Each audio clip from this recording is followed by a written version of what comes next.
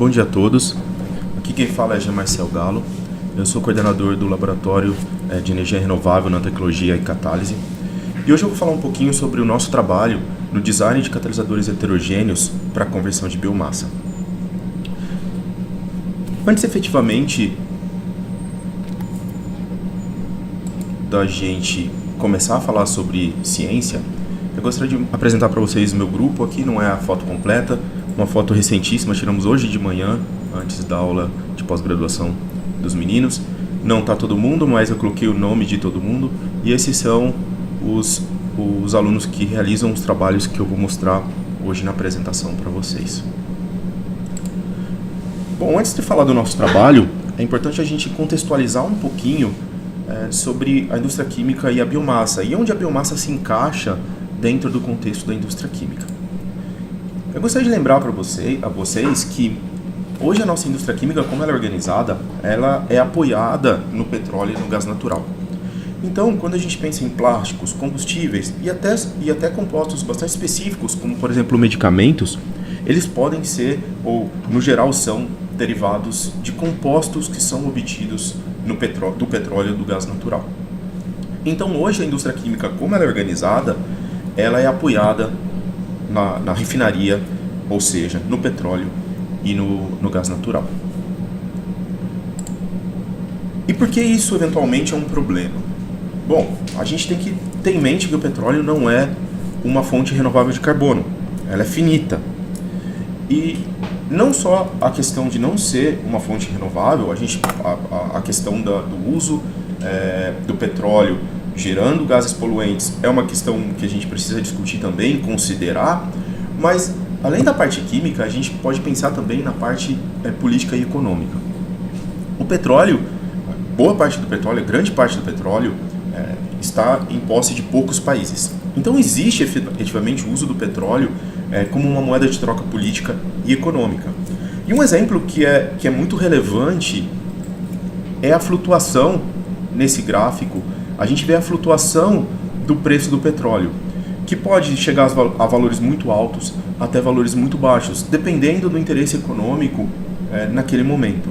Um exemplo clássico é a última redução do preço do petróleo, do preço do barril do petróleo para cerca de 50 ou até menos dólares por barril, que foi uma resposta, principalmente dos países do Oriente Médio, à descoberta de gás de xisto nos Estados Unidos. Então o petróleo é efetivamente, além de ser uma fonte finita, ela está na mão de poucos países e pode ser usado como uma moeda de troca política e, por que não, econômica. Nesse contexto, a biomassa aparece como uma importante alternativa ao petróleo, uma fonte alternativa de carbono ao petróleo. É muito cedo ainda para a gente falar de substituição do petróleo pela biomassa, mas ela aparece como uma fonte alternativa para complementar o petróleo no contexto da indústria química. E o que a gente vai usar da biomassa?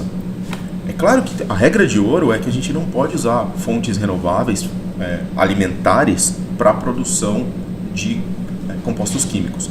A primeira prioridade é a produção de alimento. Porém, a biomassa pode ser usada, o resto da biomassa, a parte não comestível da biomassa, o resíduo de campo, pode ser usado como fonte de carbono para a produção de produto químico. E do que eu estou falando? Eu estou falando, por exemplo, do bagaço da cana, eu estou, por exemplo, falando dos restos da colheita, como por exemplo folhas, partes do milho que não são comestíveis, como por exemplo a espiga.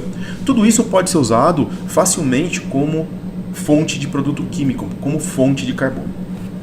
E o que é importante a gente lembrar é que, aqui eu pego 3 exemplos, o bagaço, folhas, ou resto de colheita, palha e a espiga de milho. Quando a gente pega esses 3 exemplos, a gente vê que eles parecem diferentes, eles têm odores diferentes, têm gostos diferentes. Embora eles sejam muito diferentes, o aspecto deles seja muito diferente, a composição deles não é tão diferente assim. Eles são compostos por 3 componentes principais. A lignina, que é um polímero de unidades fenólicas. A hemicelulose, que é um polímero principalmente do monossacarídeo xilose, que eu represento aqui na figura. E a celulose, que é um polímero do monossacarídeo glicose, que eu represento aqui nessa imagem também.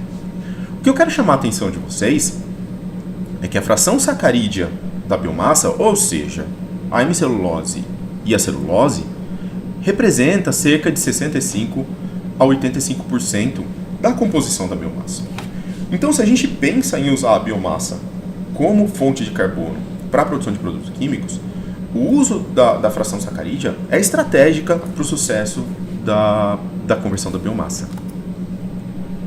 Bom, e como a gente poderia falar da conversão química da fração sacarídea?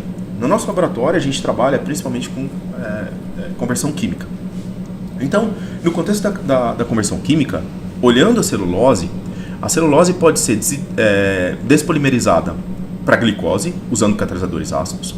Depois, a glicose pode ser isomerizada para frutose, que é um outro monossacarídeo. E a frutose, por sua vez, pode ser desidratada a 5-hidroximetilfurfural. Esse 5-hidroximetilfurfural, que a gente a partir de agora vai chamar de HMF, ele pode ser hidrolisado para ácido libolínico. Vamos dar uma olhada na rota reacional química da hemicelulose. A hemicelulose pode ser despolimerizada em xilose, que é o seu principal componente, usando o catalisador ácido. Depois, desidratada para furfural e, eventualmente, pode ser também hidrogenada para álcool furfurílico. O álcool furfurílico ele é bastante interessante porque ele funciona como uma ponte para ligar a rota reacional da hemicelulose com a da celulose, porque o álcool furfurílico pode ser convertido em ácido libolínico. A gente não pode esquecer, quando a gente está no contexto brasileiro, a gente não pode esquecer, embora não seja a conversão química, a fermentação de açúcares para o etanol. Essa também é um processo bastante importante, principalmente na realidade brasileira. Etanol tem o seu principal uso como combustível. Então é um produto químico produzido em larguíssima escala, é utilizado como combustível. Praticamente 1/3 do combustível utilizado no Brasil é etanol. As outras todas as moléculas que estão de fundo azul, o ácido libolínico, HMF, furfural e álcool furfurílico, eles têm aplicações muito pequenas industrialmente, embora algum deles, como por exemplo o ácido libolínico e o furfural, seja produzido industrialmente, mas a aplicação deles é bastante restrita. Todas essas moléculas com fundo azul são o que a gente chama de molécula plataforma. E elas são chamadas de molécula plataforma porque elas funcionam efetivamente como plataforma para a produção de muitos outros compostos químicos. Com exceção do etanol, as outras têm pouca utilização hoje na indústria. Porém, elas têm uma flexibilidade muito grande para serem transformadas em outras moléculas importantes. Vamos dar um exemplo do que eu estou falando.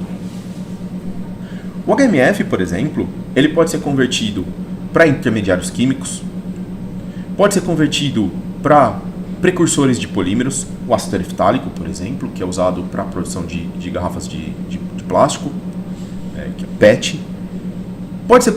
Pode ser convertido para outros tipos de ácidos que também podem ser utilizados como precursores monômeros para polímeros e pode ser convertido para combustíveis. O que eu quero chamar a atenção de vocês é que as moléculas que estão em vermelho são aquelas que são produzidas em larga escala hoje na indústria, como ela é nos dias de hoje, a indústria baseada no petróleo. As moléculas em preto não são produzidas em larga escala, porém são moléculas que a gente poderia obter a partir da biomassa, nesse caso mais especificamente do HMF. Um outro exemplo interessante é o do furfural. O furfural também, e eu não vou passo a passo aqui, mas só para vocês terem uma ideia global, o furfural também pode ser convertido em diversas moléculas, algumas que são obtidas na indústria química atual, outras que não são obtidas em larga escala na indústria química atual, mas com aplicações como combustível, plásticos, ou seja, polímeros, e intermediários químicos. O etanol, uma outra molécula plataforma que eu dei o exemplo no início, alguns slides atrás, também pode ser utilizada como molécula plataforma, além, claro, de combustível, como molécula plataforma para se obter inúmeras moléculas que são hoje obtidas na indústria clássica a partir de derivados do petróleo, todas com alta importância industrial. Então, nesses slides, acho que a mensagem que eu queria passar para vocês é a importância dos derivados da biomassa, mais especificamente HMF, furfural e etanol, a importância como moléculas plataforma para produzir uma gama enorme de moléculas de grande interesse industrial. Mas onde está a limitação para a gente implementar a biorefinaria? Utilizar de fato como fonte de carbono a biomassa. Alguns relatórios, alguns reports europeus e americanos destacam alguns pontos que são primordiais na limitação, que limitam hoje, são primordiais em limitar a implementação da biorefinaria. O primeiro deles é a grande dependência de processos catalíticos usando ácidos minerais. Depois, se entende que ainda precisa aumentar rendimento para produtos obtidos da biomassa em processos utilizando conversão de biomassa. Sem dúvida nenhuma, melhorar processos, aumentar a eficiência de processos e diminuir os custos de separação. E, claro, integrar diferentes processos, fazer uma indústria integrada, uma biorefinaria com processos integrados. E o que a gente propõe, e nesses reports existe também um indício disso, é que a catálise pode ajudar a resolver vários desses problemas. E como? A catálise heterogênea pode oferecer catalisadores estáveis. Os catalisadores heterogêneos podem oferecer catalisadores sólidos, ácidos, que substituam os ácidos minerais, os ácidos homogêneos minerais, por exemplo.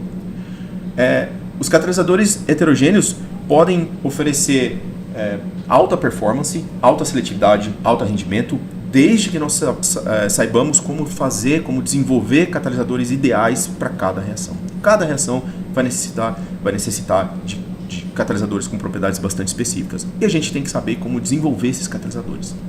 E, sem dúvida, fazer catalisadores bi- e multifuncionais, ou seja, que façam várias reações em um reator só, num regime one pot. Várias reações acontecendo em um único reator. Então, a catálise heterogênea oferece várias características que podem nos ajudar a resolver os problemas que limitam a implementação da biorefinaria. Hoje eu vou falar de 3 exemplos. Das várias reações que a gente trabalha no nosso grupo, eu selecionei 3 exemplos. O primeiro é a conversão dos monossacarídeos glicose e xilose, onde a gente desenvolve catalisadores para isso. Uma reação um pouco mais aplicada, uma discussão um pouco mais aplicada. Depois eu vou falar da química do etanol, que é a conversão direta do etanol em acetato de etila. Nesse caso, eu vou mostrar como a gente desenvolveu catalisadores para entender conceitos básicos, conceitos fundamentais dessa reação. E no terceiro exemplo, eu vou falar de biodiesel. Aqui, uma fração diferente da biomassa, o óleo vegetal. Como a gente converte óleo vegetal em biodiesel, usando catalisadores ácidos. Nesse caso, a gente não desenvolveu os catalisadores, a gente está testando um novo catalisador desenvolvido pela indústria para tentar entender se esse catalisador pode ser usado para essa reação. Legal, vamos começar falando da conversão da glicose em xilose. Alguns anos atrás, em 2013, a gente descobriu, isso já é um processo patenteado, que se a gente combinasse um catalisador sólido, ácido de Lewis, que a gente usou a zeólita estanho beta, e um catalisador ácido de Bronsted, que a gente usou um catalisador comercial Amberlist, que é um ácido de Bronsted, uma resina sulfonada. Quando a gente combinava esses 2 catalisadores dentro do reator, a gente conseguia converter diretamente glicose para HMF com alto rendimento, 63% de rendimento.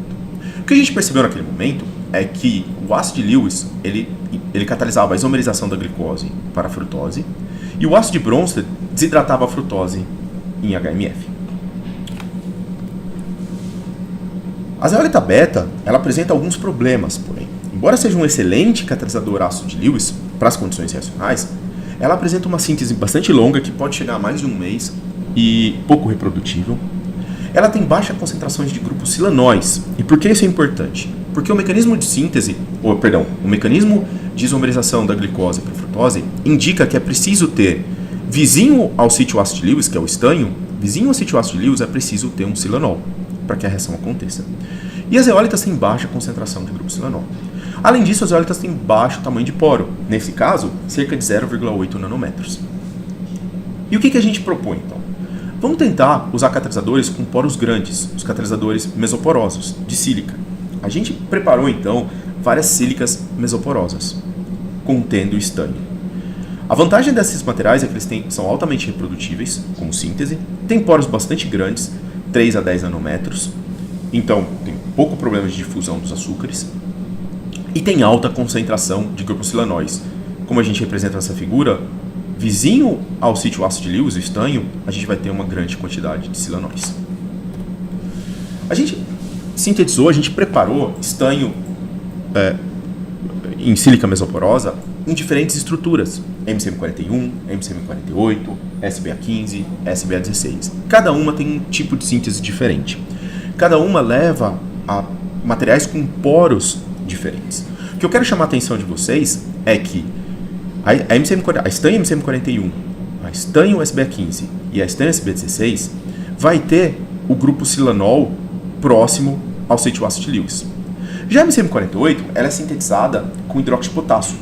Portanto, eu não tenho grupos silanóis, eu tenho o potássio ao invés do próton, contrabalanceando a carga do silício oxigênio. Então, isso pode afetar eventualmente a reatividade. Vamos dar uma olhada na atividade catalítica desses materiais. O que a gente observa na reação de conversão da glicose é que acontece de fato a isomerização da glicose para frutose, que é a reação que a gente gosta de fazer, que a gente quer fazer, testando o ácido de Lewis. Porém, a gente observa também a formação da manose, que é o produto da epimerização da glicose. A gente não quer formar a manose, porque a manose ela não é convertida eficientemente para HMF. A gente quer um catalisador que seja bastante seletivo para frutose e não para manose. E de fato, SBA15, SBA16 e MCM41, contendo estanho, MCM41 sintetizada por dois métodos diferentes, elas apresentam alta seletividade para frutose, acima de 50%, e baixa seletividade para manose, abaixo de 10%, com destaque para SBA16, a estanho SBA16, que tem uma seletividade de cerca de 2% para manose. Catalisadores bastante interessantes. Quando a gente olha a MCM48, a gente vê uma seletividade para manose ainda maior do que a seletividade da frutose, que é uma coisa que não é boa para um sistema reacional que quer formar HMF. Eu vou pedir licença para voltar para o slide anterior, e quando a gente volta para o slide anterior, eu quero lembrar vocês que no caso da MCM48, eu não tenho silanol vizinho ao estanho, eu tenho o potássio. E isso explica a alta seletividade para manose. O mecanismo de formação da frutose envolve o silanol vizinho ao sítio ácido de Lewis. De fato, as estanho sílicas mesoporosas, com várias estruturas, com exceção da MCM48, elas têm uma altíssima seletividade para frutose. São catalisadores extremamente interessantes para a isomerização da glicose e da frutose. E uma coisa interessante é que a gente preparou a MCM41 por 18 métodos diferentes, variando o tipo do hidróxido, o pH de síntese e a quantidade de estanho na sílica. E a gente percebeu que esses catalisadores, estanho MCM41, estanho sílica mesoporosa em geral, são extremamente sensíveis, a performance desse catalisador é extremamente sensível ao método de preparação. Eu não vou explicar para vocês cada um desses métodos, mas o que eu quero que vocês notem é que, dependendo do método de síntese, eu produzo catalisadores que têm seletividade para frutose abaixo de 50% e outros que têm seletividade para frutose de quase 90%. Ou seja, a metodologia de síntese afeta de fato muito fortemente a performance do catalisador. Eu não vou mostrar as várias caracterizações que a gente realizou, mas o que eu posso adiantar para vocês é que a chave é o tipo de espécie de estanho que está sendo formada na superfície da estanho MCM41. Então, voltando a uma figura que eu já mostrei para vocês, de um processo que a gente desenvolveu em 2013, que a gente usou estanho beta, uma combinação de estanho beta e Amberlist, para converter diretamente glicose em HMF com 63% de rendimento. A pergunta é, dá para a gente substituir estanho beta pelas estanho sílica mesoporosa? Então a gente tentou o mesmo processo, substituindo a estanho beta por uma estanho sílica mesoporosa que a gente preparou. E usando Amberlist como ácido de Bronsted. E o que a gente vê é que a conversão direta da glicose para HMF usando a combinação de estanho sílica e Amberlist nos leva a um rendimento de 50% para HMF. Não é tão alto quanto usando a estanho beta, porém a gente está no caminho certo, efetivamente. E a gente sabe que o desempenho das estanhos sílicas são bastante dependentes da metodologia de síntese. Então existe espaço para a gente modificar a metodologia de síntese e melhorar ainda mais esse catalisador. Porém, eu quero destacar que quando a gente usa um ácido de Bronsted mais forte, ou seja, usa estanho sílica e um ácido de Bronsted mais forte, em vez da Amberlist a gente usa HCl, a gente chega a rendimentos para HMF de 60%, muito próximo ao que a gente chegava usando a combinação estanho beta e Amberlist.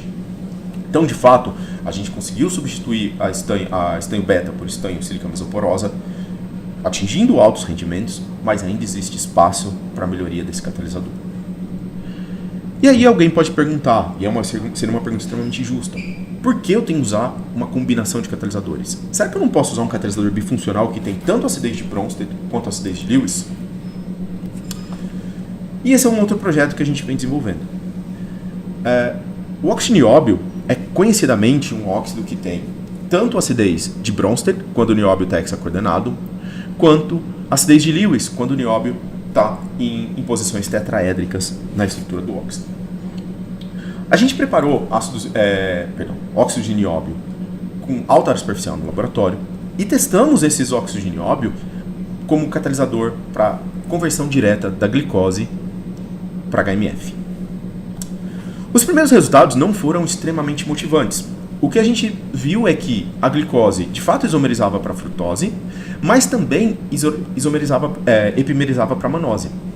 E a desvantagem desse sistema é que se formava manose com seletividades maiores do que da frutose, que de fato não é vantajoso para o nosso processo. Além disso, esse catalisador era bastante ineficiente em desidratar a frutose para HMF. De fato, a gente vê que para o óxido nióbio a seletividade para HMF é muito baixa, abaixo de 10%. Portanto, a gente conclui que o óxido nióbio, assim como ele é eficiente em ácido de Lewis, porque ele faz tanto isomerização quanto epimerização, reações catalisadas pela acidez de Lewis, e é um catalisador de Bronsted ineficiente, porque ele não é capaz de desidratar com alta seletividade a frutose para HMF. Então, vamos tentar fazer modificações nesse catalisador. Vamos fazer o seguinte: vamos modificar o sítio ácido de Bronsted com grupos sulfônicos ou então com grupos fosfatos. Não fazer os dois ao mesmo tempo. A gente modificou com grupo sulfônico ou com grupos fosfatos para ver o que aconteceria. A ideia era a gente aumentar a acidez de Bronsted. Uma outra alternativa é usar o óxido nióbio assim como ele é, assim como sintetizado, e combinar esse óxido nióbio com outro catalisador ácido de Bronsted, HCl ou Amberlist. De fato, o que a gente vê, e aqui eu estou comparando todos os catalisadores a 50% de conversão, para fazer uma comparação justa. O óxido nióbio, como eu já adiantei para vocês, ele é bastante seletivo para os monossacarídeos, frutose e manose. Quando eu modifico com fosfato ou com sulfato, o que a gente observa de fato é um aumento na seletividade para HMF, tanto no caso do fosfatado quanto no sulfatado. Porém, quando eu uso uma combinação de óxido nióbio e HCl ou Amberlist, existe um aumento ainda mais acentuado na seletividade para HMF, chegando até 50% de seletividade para HMF quando eu combino HCl e óxido nióbio. Portanto, combinando o óxido nióbio com um catalisador ácido de Bronsted, eu consigo atingir alta seletividade para o HMF. E se eu fizer essa mesma reação para conversão da xilose para furfural? Aqui a gente fez utilizando solventes orgânicos, a reação solventes orgânicos e água. O que eu quero que vocês notem é que nesse caso, o óxido nióbio é bastante interessante que ele funciona tanto como um ácido de Lewis efetivo, isomerizando xilose para xilose, quando o ácido de Bronsted efetivo, ele desidrata a xilulose em furfural, atingindo seletividades de quase 50%, tanto em solvente orgânico quanto em água. A gente está chegando a rendimentos de cerca de 45% de furfural, que é muito similar ao que é obtido industrialmente, processo industrial para a produção de furfural. O rendimento é próximo a 50%. O que é interessante, então, é que o óxido nióbio ele funciona como ácido de Lewis e ácido de Bronsted efetivos na conversão da xilose para furfural, porém, na conversão de glicose para HMF, ele funciona como um ácido de Lewis efetivo e um ácido de Bronsted pouco ativo. Ele se comporta de formas bastante diferentes na conversão da xilose e na conversão da glicose. Então o que a gente resolveu fazer foi fazer catalisadores de nióbio com maior acidez. A ideia foi trabalhar com fosfatos de nióbio. E quando a gente prepara o fosfato de nióbio, de fato, ele tem uma acidez de Bronsted ainda mais efetiva. A gente consegue, usando apenas fosfato de nióbio, sem adicionar outro ácido, só fosfato de nióbio, a gente consegue produzir HMF com 50% de seletividade. E consegue produzir furfural também com 50% de seletividade. Então o fosfato de nióbio se mostrou um catalisador ainda mais efetivo do que o óxido de nióbio. Com esses resultados em mãos, a gente resolveu preparar fosfatos de diferentes metais, estanho, titânio e zircônio. E o que a gente observa, porém, é que seja os fosfatos preparados por diferentes métodos desses metais, quanto os seus óxidos, eles são mais efetivos como ácidos de Lewis, porque eles preferem isomerizar do que desidratar. A seletividade para o isômero, para a frutose, é sempre bem maior do que a seletividade para o HMF, que é o produto obtido por desidratação. Então o óxido de nióbio tinha uma característica bastante específica, o fosfato de nióbio, perdão, tinha uma característica bastante específica que ele era capaz de fazer a isomerização e a desidratação. Os fosfatos de estanho, titânio e zircônio, eles funcionam mais efetivamente como ácidos de Lewis. E na reação da xilose, a gente encontra resultados bastante interessantes, como por exemplo o fosfato de titânio, ele é muito seletivo para a isomerização da xilose para a xilulose, atingindo seletividade de quase 90%.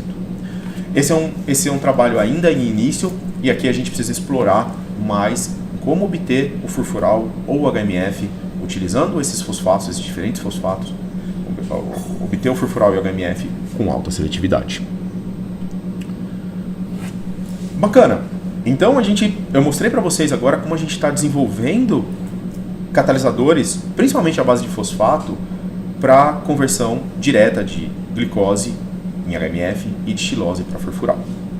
Vamos mudar um pouquinho de assunto e falar do desenvolvimento de catalisadores para conversão direta do etanol em acetato de etila.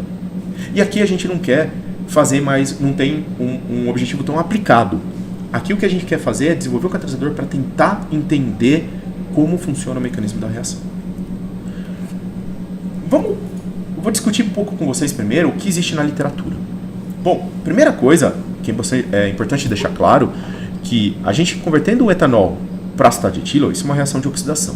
Mas aqui a gente não faz uma reação de oxidação clássica aeróbica.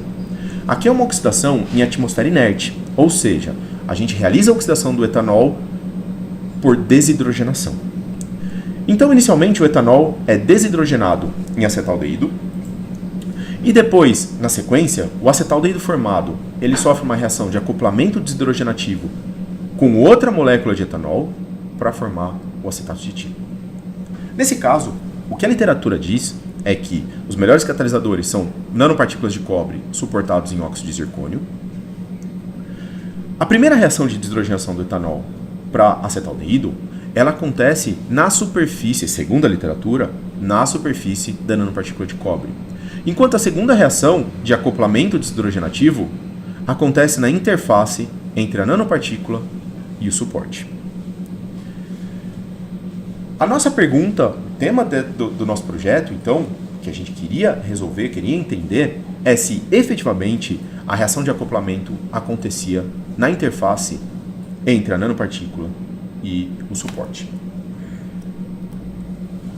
Então, para tentar responder essa pergunta, a gente preparou suportes modelo altamente porosos, com poros organizados e materiais de sílica. Por que sílica? Porque sílica é inerte nessa reação. A sílica não converte etanol nas condições de reação que nós estamos usando. É um suporte completamente inerte. E dentro dos poros dessa sílica, nós colocamos nanopartículas de cobre. Depois de colocar as nanopartículas de cobre, nós adicionamos diferentes óxidos metálicos, óxidos de metais dentro dos poros. Colocamos óxido de alumínio, óxido de crômio, óxido de zinco e óxido de zircônio. Realizando as primeiras caracterizações, a gente observou que o material silícico estava muito bem organizado, mesmo depois de colocar o cobre, mesmo depois de colocar cobre e óxidos metálicos. E um resultado bastante interessante é que a dispersão do cobre no catalisador apenas com cobre suportado em sílica, a dispersão do cobre era de 25%. Quando a gente adicionava os óxidos metálicos, a gente observava uma diminuição da dispersão. O que isso significa?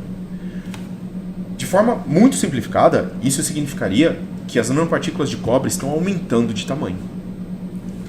Porém, quando a gente analisa as nanopartículas metálicas, a gente descobre que elas não estão aumentando de tamanho. Não está mudando o tamanho das nanopartículas de metal. Elas continuam exatamente do mesmo tamanho. E por que a nossa análise está dizendo que está aumentando de tamanho? A nossa análise indireta de dispersão.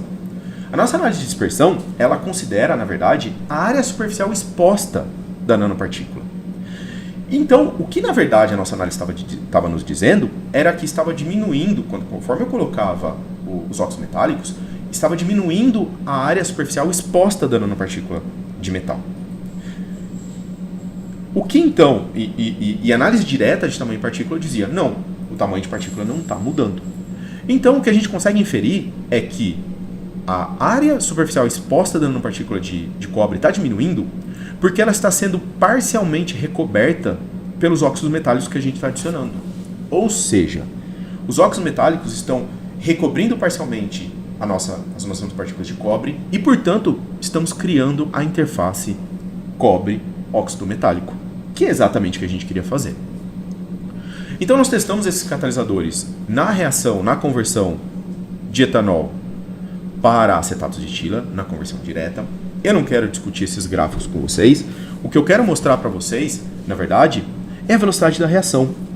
Principalmente a velocidade da reação para a formação do acetato de etila. E aqui eu estou falando de frequência de turnover. Para quem não conhece ainda profundamente esse conceito, vamos considerar que esse conceito é proporcional à velocidade de reação.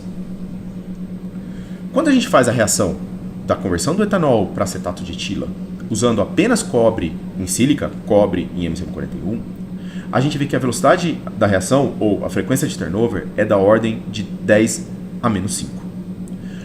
Quando a gente adiciona óxidos metálicos, a velocidade da reação aumenta em 1, 2 ou até 3 ordens de grandeza. Ou seja, ao colocar o óxido metálico, a velocidade da reação está aumentando efetivamente. Ou seja, a criação da interface, criar a interface cobre-zircônio, ou cobre-zinco, ou cobre-óxido de zinco, ou cobre-óxido de crômio, está aumentando a velocidade da reação de acoplamento e, portanto, aumentando a velocidade de formação do acetato de etila. Então, a nossa primeira conclusão é que, de fato, colocar um óxido metálico, criar a interface, aumenta a velocidade de reação se comparado com o catalisador contendo apenas cobre em sílica. Mas outra pergunta pode surgir.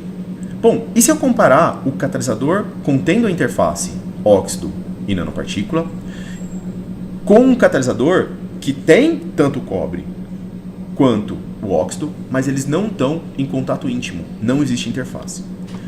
A gente preparou esse catalisador aqui e a gente descobriu que a velocidade de reação desse catalisador era cerca de 10 vezes menor do que a do catalisador contendo a interface.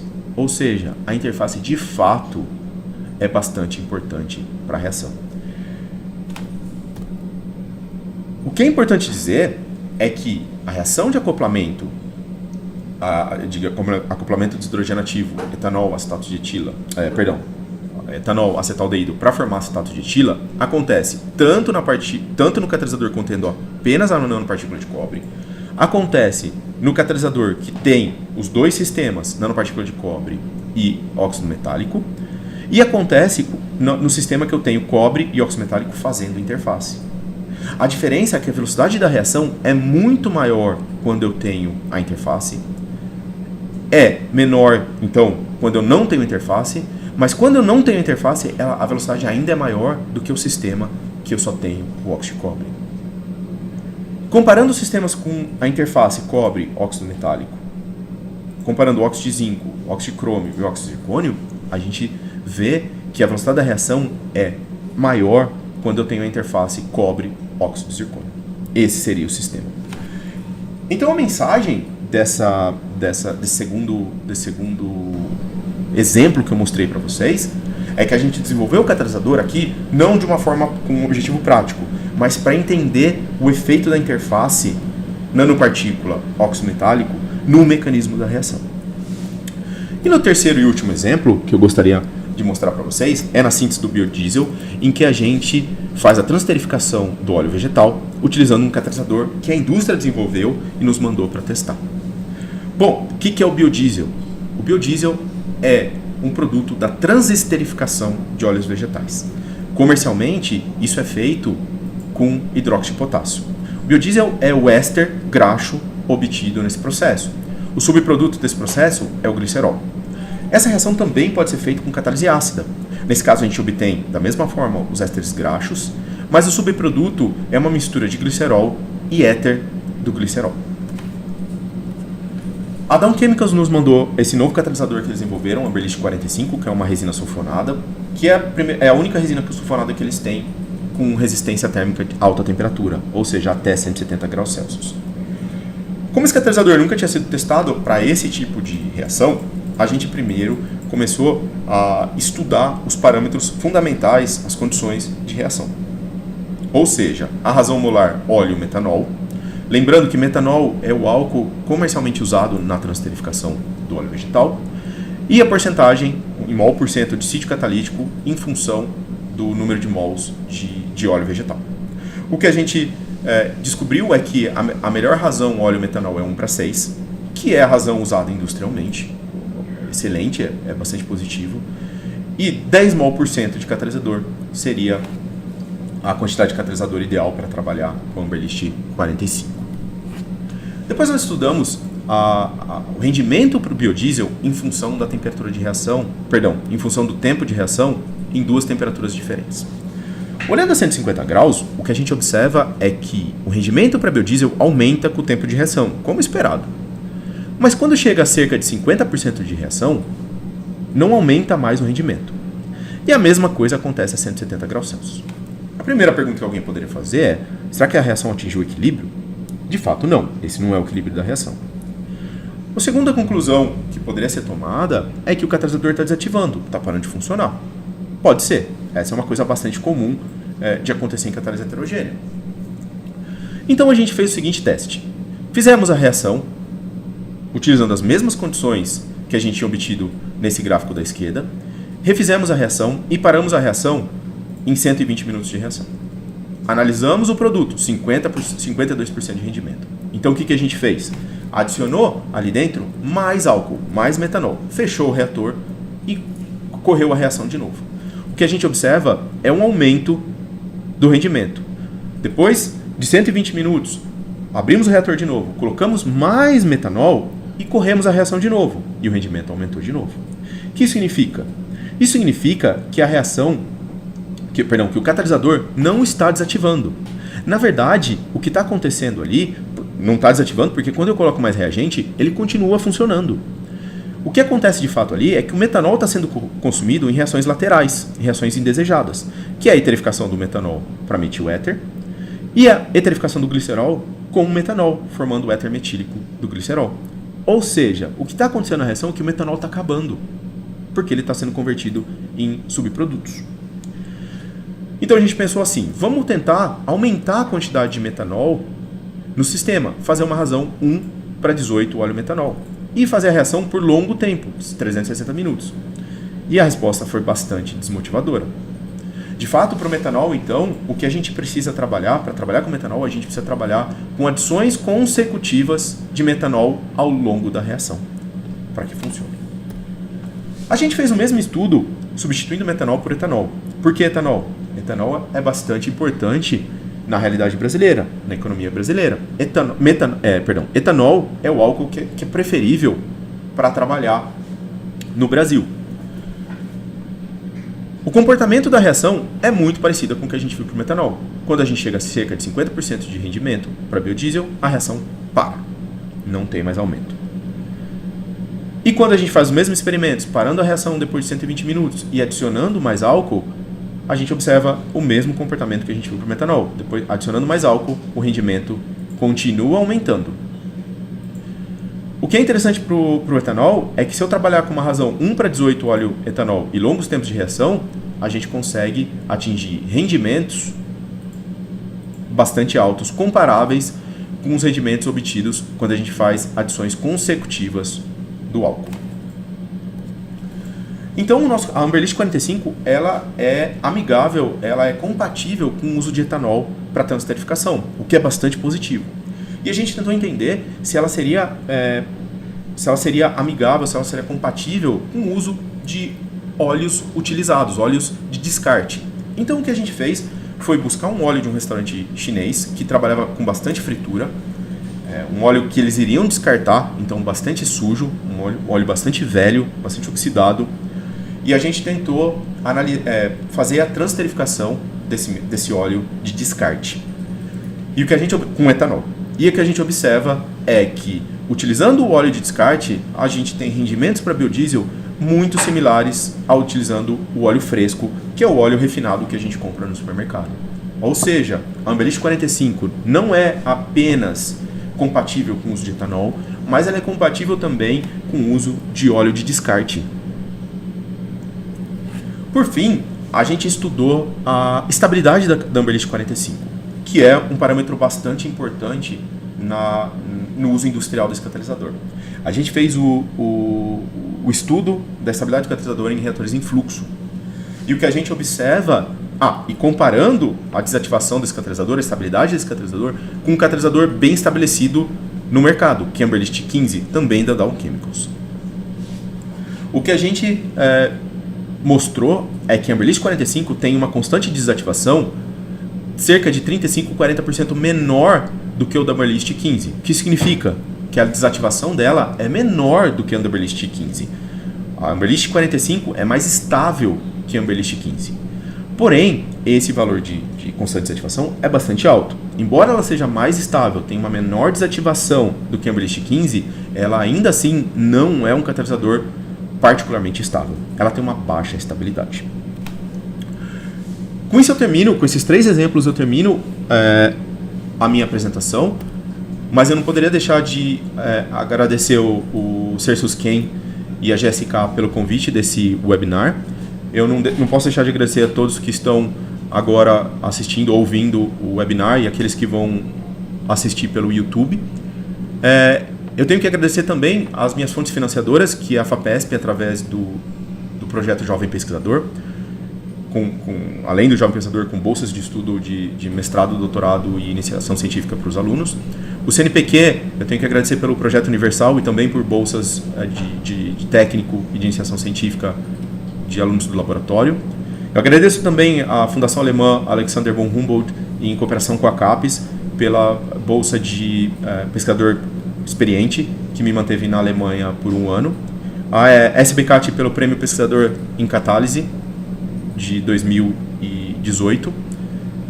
Agradeço também ao UFSCar, o Departamento de Química e PPGQ da UFSCar, por hospedar o nosso grupo de pesquisa.